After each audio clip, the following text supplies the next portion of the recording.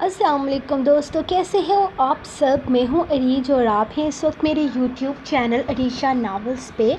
آج کی ہماری 2 یا 3 ایپیسوڈ آئیں گی، وہ تو آپ کو پتہ ہی ہے، لیکن آپ لوگوں نے کیا کرنا ہے کہ سبسکرائب کرنا ہے، کیونکہ جیسے ہی 18,500 لائک مکمل ہوں گے نا تب آئے گی سرپرائز ایپیسوڈ، ورنہ نہیں آئے گی۔ تو چلیے آج کے ایپیسوڈ کے ہم ونر اناؤنس کرتے ہیں۔ تو ہماری آج کی جو ونر ہیں وہ ہیں انیسہ ذوالفقار اگین، اور یار یہ بندی ہوگی ہی ہوگی، تو آج ہم انہیں دیتے ہیں تاشفین بھی اور وارق بھی، دونوں آپ کے ہوئے۔ تو آج ہم ایپیسوڈ سٹارٹ کرتے ہیں۔ آج میں جلدی ایپیسوڈ سٹارٹ کروں گی تاکہ جلدی اس کو میں اپلوڈ کر سکوں، 6 بجے تک انشاءاللہ آپ کو ایپیسوڈ مل جائے گی۔ تو لیٹس سٹارٹ آج کی ایپیسوڈ۔ کبھی یوں بھی آ میرے دل میں تو، قسط نمبر 68، تحریر عریج شاہ۔ مائرہ کی سالگرہ آ رہی ہے، اسی لیے میں سوچ رہی تھی کہ شاپنگ پر چلتے ہیں۔ اس کے لیے کوئی اچھا سا تحفہ لینا ہے، اور پتہ ہے تناوش کو بھی نا اس کے سارے کپڑے چھوٹے ہوتے جا رہے ہیں۔ ماشاءاللہ بڑی ہو رہی ہے میری بچی۔ فہیم گھر آیا تو رائمہ تناوش کو اپنی گود میں اٹھائے ادھر ادھر گھوم رہی تھی۔ ہاں یہ تو بہت اچھی بات ہے، آج تو وقت بھی بہت ہے، آج ہی چلتے ہیں، شاپنگ کر آتے ہیں۔ ویسے بھی مائرہ نے مجھ سے کہا تھا کہ اس دفعہ اسے بڑا والا ٹیڈی چاہیے، فہیم نے کہا۔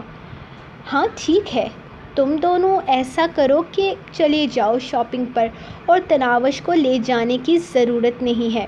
ماشاءاللہ بچی صحت پکڑ رہی ہے، فضول میں لوگوں کی نظر لگے گی۔ ابراہیم صاحب، مائرہ کی سالگرہ آ رہی ہے، اس کے لیے کوئی اچھا سا تحفہ لے آئیں۔ وہ کیا بولتے ہیں اس کو، وہ سرپرائز۔ ہاں وارق کی طرف سے نا اس کے لیے کوئی اچھا سا سرپرائز بھی لیں۔ ویسے جو سرپرائز ہم نے اس کے لیے سوچا ہے وہ زیادہ اچھا نہیں ہے بھابھی، رائمہ مسکراتے ہوئے بولی۔ وہ لوگ وارق اور مائرہ کے نکاح کے بارے میں سوچ رہے تھے، وہ بھی مائرہ کی اس سالگرہ پر۔ بھابھی تو یہ سوچ آتے ہی مسکرا دی تھی۔ ماشاءاللہ میرا چھوٹا سا بیٹا دلہا بنے گا۔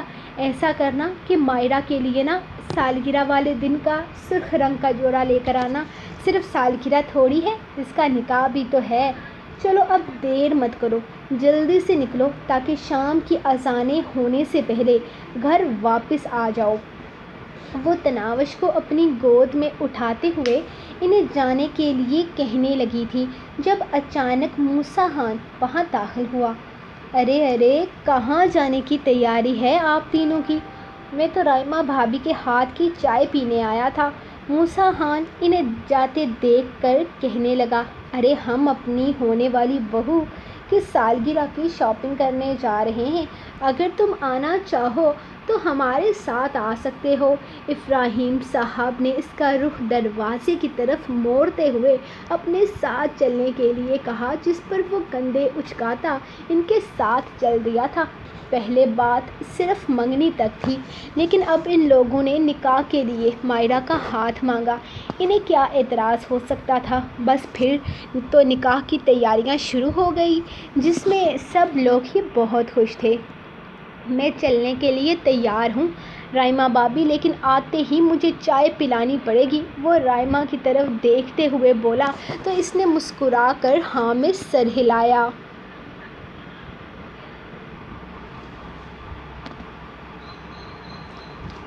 اس نے گاڑی گھر کے دروازے کے باہر روکی تو مائرہ اس کی طرف دیکھے بنا فوراً گھر کے اندر چلی گئی تھی۔ بیگ تو لے کر جاؤ جانا، شوہر ہوں ملازم نہیں، اتنے نخرے نہیں اٹھا سکتا میں، وہ پیچھے سے بولا تو وہ اگنور کرتی آگے بڑھ گئی۔ اسے واپس آتے دیکھ اماں نے پیچھے سے پکارا، لیکن وہ انسنی کرتی آگے بڑھ گئی تھی۔ ارے بچی کو کیا ہو گیا، یہ اتنی اداس کیوں ہے؟ ابھی تھوڑی دیر پہلے ہی تو وارق سے ملنے اس کے آفس گئی تھی، اتنی پریشان کیوں ہے؟ اماں پریشان سی سوچنے لگی جب اچانک وارق گھر کے اندر داخل ہوا۔ وارق اچھا ہوا جو تو آ گیا، دیکھنا بیچاری بہو کو کیا ہوا ہے۔ پریشانی سے اندر کمرے میں چلی گئی ہے۔ سب خیر تو ہے نا؟ اتنی خوش تھی صبح جاتے ہوئے، اب پتہ نہیں کیا ہوا ہے اسے۔ اماں اس کے پاس آتی ہوئی بولی، کہنے لگی جبکہ ان کی پریشانی پر وہ مسکرا دیا تھا، کچھ نہیں ہوا اماں، بس ذرا سی لڑائی ہو گئی ہے۔ آپ نے اسے آفس کیوں بھیج دیا؟ میں وہاں کام کرنے جاتا ہوں، وہاں بیوی کے چوچلے تھوڑی نہ اٹھاؤں گا۔ بس وہاں جا کر اس کی ضد شروع ہو گئی کہ شاپنگ پر جانا ہے۔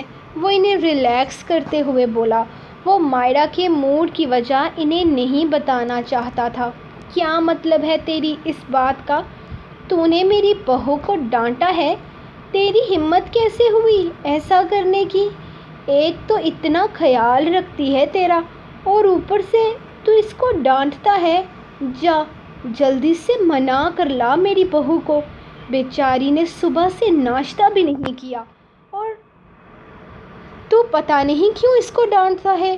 اماں کا غصے سے برا حال ہو رہا تھا، جبکہ وہ انہیں کچھ بھی بتائے بنا ہاں میں سر ہلاتا کمرے کی طرف چلا آیا تھا، جبکہ صدف کچن میں کھڑی ان کی ساری باتیں سن کر خوش ہو رہی تھی۔ جو بھی تھا، دونوں کی لڑائی کا سن کر اسے اندر سے کمینی سی خوشی ہو رہی تھی۔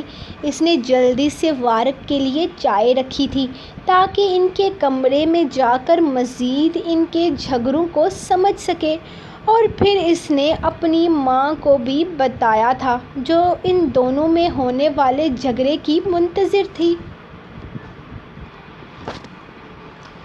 باہر گاڑی سٹارٹ ہونے کی آواز پر اس نے فوراً بدرحان کو فون کیا تھا۔ بدرحان، ابراہیم گھر سے نکل چکا ہے۔ آج خدا کے لیے اس ٹرک ڈرائیور کو کہنا کہ اپنا کام ٹھیک سے کرے۔ اس نے بس اتنا کہہ کر فون بند کر دیا تھا جب کمرے میں داخل ہوتے ہوئے اسے واش روم سے پانی گرنے کی آواز آئی۔ واش روم میں سوائے تاشفین یا ابراہیم کے اور کوئی نہیں ہو سکتا تھا۔ تاشفین تو وہ خود ابھی باہر کھیلتے ہوئے دیکھ کر آئی تھی۔ اس کا مطلب تھا کہ ابراہیم اندر تھا۔ اس نے جلدی سے بدرحان کو دوبارہ فون کرنے کی کوشش کی تھی، لیکن دوسری طرف سے بدرحان اس کا فون اٹھا ہی نہیں رہا تھا۔ وہ مسلسل فون کرنے کی کوشش کرتی رہی، لیکن دوسری طرف سے کسی نے فون نہ اٹھایا۔ کہیں کچھ غلط نہ ہو جائے۔ وہ صرف ابراہیم کو مارنا چاہتی تھی۔ اس کی پلاننگ میں کسی اور کی موت شامل نہ تھی، اور نہ ہی اسے کسی اور کے مرنے سے کوئی فائدہ ہونے والا تھا۔ اس نے نیچے آ کر دیکھا تھا گھر میں کون کون موجود نہ تھا۔ بھابھی نے اسے بتایا تھا کہ سب لوگ مائرہ کے نکاح کی شاپنگ کرنے گئے ہوئے ہیں۔ وہ بھابھی سے کتنا ہی تلخ رویہ کیوں نہ رکھتی، وہ ہمیشہ آگے سے پیار سے بات کرتی تھی۔ تناوش ان کی گود میں تھی، جبکہ انہوں نے بتایا تھا کہ موسیٰ خان بھی اپنی بیٹی کے نکاح کی شاپنگ کے لیے ان کے ساتھ گیا ہے۔ ان کی بات سننے کے بعد وہ واپس کمرے میں آ گئی تھی جہاں شاید ابراہیم سو گیا تھا۔ اس کی طبیعت کل رات سے ہی خراب تھی۔ وہ فون لے کر چھت پر آ گئی تھی۔ تقریباً آدھے گھنٹے کی مسلسل کال کرنے کے بعد آخر بدرحان نے فون اٹھا لیا تھا۔ بدرحان، اس ٹرک ڈرائیور کو منع کر دو، گاڑی میں ابراہیم نہیں ہے۔ ابراہیم تو گھر پر ہے، باقی سب لوگ شاپنگ پر گئے ہوئے ہیں۔ کیا؟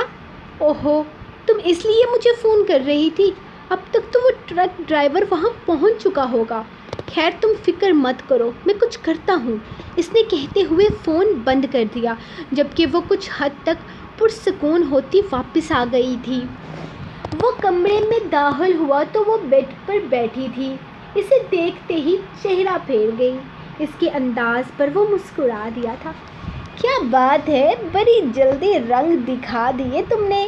مجھے لگا تھا کہ تم اپنا ڈرامہ جاری رکھو گی، میرے کمرے میں آتے ہی اچھی بیویوں کی طرح میرے کپڑے نکالو گی اور پھر میرے لیے کھانے کا انتظام کرو گی، لیکن تم تو ایک ہی دن میں بدل گئی، ایسے تو کہیں پر نہیں ہوتا جانا۔ وہ مزے سے الماری کے پاس آتا اپنے کپڑے نکالتے ہوئے بولا، مجھے یہاں اس گھر میں نہیں رہنا، اور نہ ہی میں فضول کوئی ڈرامہ مزید کرنا چاہتی ہوں۔ آپ کو سب کچھ پتہ چل چکا ہے تو بہتر ہے کہ اب ہم آگے بڑھیں۔ میں ان سب چیزوں کو ختم کرنا چاہتی ہوں۔ ہاں ڈارلنگ، ختم کر دو، میں بھی یہ ڈرامہ برداشت نہیں کر سکتا۔ ہاں تو نہ کریں برداشت، ختم کریں ان سب چیزوں کو یہیں پر۔ وہ اٹھ کر اس کے پیچھے آئی تھی۔ ختم تم نے کرنا ہے، میں نے نہیں۔ میں شادی کے فوراً بعد ہی اپنے دماغ سے ہر نیگیٹو چیز کو نکال چکا تھا۔ میں نے تمہارے لیے کبھی غلط الفاظ استعمال کیے تھے جس کے لیے میں شرمندہ ہوں۔ ہاں میں نے تم پر شک کیا تھا کیونکہ تاشفین نے کہا تھا کہ اس کا تمہارے ساتھ افیئر چل رہا ہے۔ مجھے یہ بات بہت بری لگی تھی کیونکہ ہم ہمیشہ سے جانتے تھے کہ تاشفین وہاں صرف تمہارا دوست ہے، کیونکہ تاشفین وہاں نیو یارک میں سوائے منسا آنٹی کے اور کسی کو نہیں جانتا تھا۔ موسیٰ انکل کی وفات کے فوراً بعد انہیں اپنے دیور کی لالچی طبیعت کے بارے میں پتہ چل گیا تھا، اسی لیے وہ سب کچھ چھوڑ چھاڑ کر تمہیں لے کر نیو یارک چلی گئی، کیونکہ بدرحان اتنا گر چکا تھا کہ اس نے اپنے بھائی کو مروانے کی کوشش کی۔ وہ تمہیں بھی مروا دینا چاہتا تھا تاکہ اس کی جائیداد کا کوئی حقدار نہ رہے، اسی لیے منسا آنٹی ہمیشہ کے لیے نیو یارک چلی گئی تھی تاکہ وہ تمہیں محفوظ رکھ سکیں۔ وہ اسے سب کچھ بتا رہا تھا۔ واؤ، کیا کہانی بنائی ہے! ماننا پڑے گا آپ کو، جیسے میں تو کچھ جانتی ہی نہیں۔ میرے بابا کو آپ لوگوں نے مروایا تھا، ابراہیم نے مروایا تھا اس دولت کی لالچ میں، اور وہ بدر چاچو کو بھی مروانا چاہتے تھے۔ وہ چلائی تھی، میں جانتا ہوں۔ بدر خان نے تمہیں جو کہانی سنائی ہے تم اسی پر یقین کرو گی، اور صفائیاں دینا مجھے آتا نہیں۔ تم جو سوچنا چاہتی ہو سوچ لو، کیونکہ حقیقت کبھی چھپتی نہیں، سچ ایک نہ ایک دن تمہارے سامنے آ ہی جائے گا۔ لیکن میں صرف تم سے اتنا کہوں گا، موسیٰ خان اکیلا نہیں مرا تھا، اس کے ساتھ میرے چاچا چاچی بابا بھی اس دنیا سے گئے تھے۔ وہ نہ چاہتے ہوئے بھی اسے سچائی بتا رہا تھا، اسے صفائی دے رہا تھا، لیکن وہ سننا کہاں چاہتی تھی۔ اس وقت تم سچائی قبول کرنے کی کنڈیشن میں ہرگز نہیں ہو۔ وہ اپنے کپڑے لے کر جبکہ وہ سر جھٹکتی ایک دفعہ پھر سے بیڈ پر آ کر بیٹھی تھی۔ اس نے سوچ لیا تھا کہ وہ اس گھر میں نہیں رہنا چاہتی۔ وہ اپنے چاچو کے پاس جائے گی اور پھر جلدی سے جلدی اس سے خلا لے لے گی۔ اسے سب کچھ پتہ چل چکا تھا، اس شادی کے پیچھے کی وجہ، تو پھر وہ کیوں اپنی زندگی اس شخص کے ساتھ برباد کرتی؟ وہ کبھی بھی شادی نہیں کرنا چاہتی تھی، حالانکہ اس کی امی اسے بچپن سے ہی بتاتی تھی کہ وارث اس کا منگیتر ہے، اور اس کے بابا کی آخری خواہش تھی کہ وارث کے ساتھ ہی اس کی شادی ہو۔ وہ 13 سال کی تھی جب اسکول میں اسے پتہ چلا تھا کہ اس کی ماں کو ہارٹ اٹیک ہونے کی وجہ سے ہسپتال شفٹ کر دیا گیا ہے۔ وہ جب تک ہسپتال پہنچی اس کی امی اپنی آخری سانسیں لے چکی تھی۔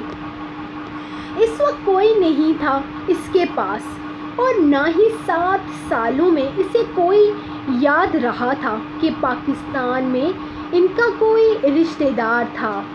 امی تو کبھی اس کے رشتہ داروں کا نام بھی نہیں لیتی تھی، ان کی زبان پر صرف ایک نام آتا تھا، وارث۔ امی بس اسے بتایا کرتی تھی کہ تمہاری شادی ہم وارث سے کریں گے۔ وارث کون تھا، کیسا دکھتا تھا، وہ کچھ نہیں جانتی تھی، بس اتنا پتا تھا کہ وہ اس کے بیسٹ فرینڈ تاشفین کا کزن ہے۔ اور اس کی امی کے وفات کے بعد بدر چاچو جب نیو یارک اس کے پاس آئے تو انہوں نے ساری حقیقت کھول کر اس کے سامنے رکھ دی۔ انہوں نے وارق کے سارے خاندان کے بارے میں اسے سب کچھ بتا دیا تھا۔ انہوں نے بتایا تھا کہ کس طرح پلاننگ کر کے ابراہیم نے نہ صرف اپنے بھائیوں کا قتل کروایا بلکہ اس کے بابا کو بھی مروا دیا۔ ابراہیم چاہتا تھا کہ اس کی ساری جائیداد صرف اسے مل جائے۔ اس جائیداد پر قبضہ کرنے کے لیے اس نے اپنے ہی بھائیوں کو مار ڈالا۔ اسے ابراہیم سے نفرت تھی، شدید بے تحاشا نفرت۔ اس کی نفرتوں میں کہیں پر اماں، چھوٹو، احمد شامل نہیں ہوتے تھے۔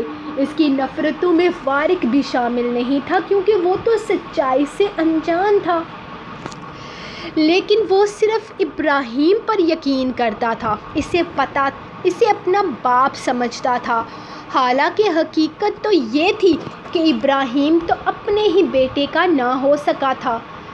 وہ اس جائیداد کا اکلوتا حقدار بن سکے، اس لیے اس نے اپنی ہی بھابھی سے دوسری شادی کر لی تاکہ ابراہیم کی جائیداد کا اکلوتا وارث وارق اس سے کچھ بھی مانگنے کا دعویٰ نہ کر سکے۔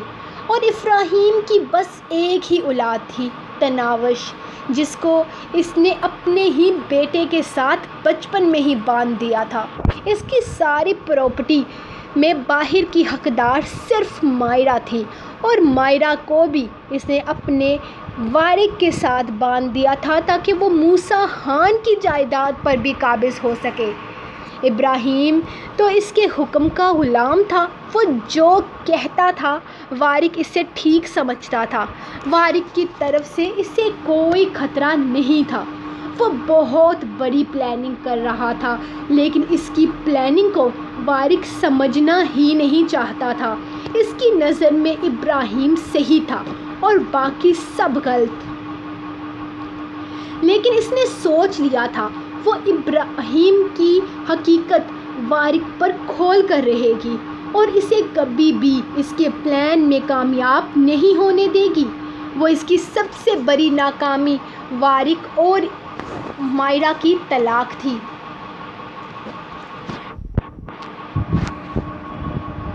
جسے وہ جلد سے جلد کروانا چاہتی تھی۔ لیکن اس کے لیے سب سے زیادہ ضروری اس گھر سے نکلنا تھا۔ اگر وہ وارق کے ساتھ رہتی تو شاید کبھی بھی اس سے طلاق نہ لے پاتی، کیونکہ اس کے ساتھ رہنے کا مطلب تھا اس کے قریب رہنا، اور حقیقت یہی تھی کہ جس ماں نے اسے کسی اور کے بارے میں سوچنے کا حق چھین لیا تھا، وہ اس سے وارق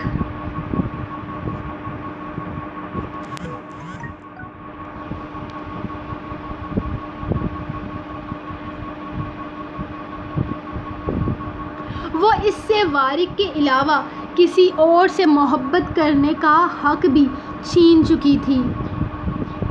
وہ نہیں جانتی تھی کہ وارق کے ساتھ رہتے ہوئے کیوں اس سے دور نہیں رہ پاتی، لیکن حقیقت یہی تھی کہ وہ اس رشتے کو دل سے قبول کر چکی تھی، جو کہ ایک غلطی تھی۔ اس کا دل اسے وارق سے دور نہ جانے پر اکسا رہا تھا۔ اگر وہ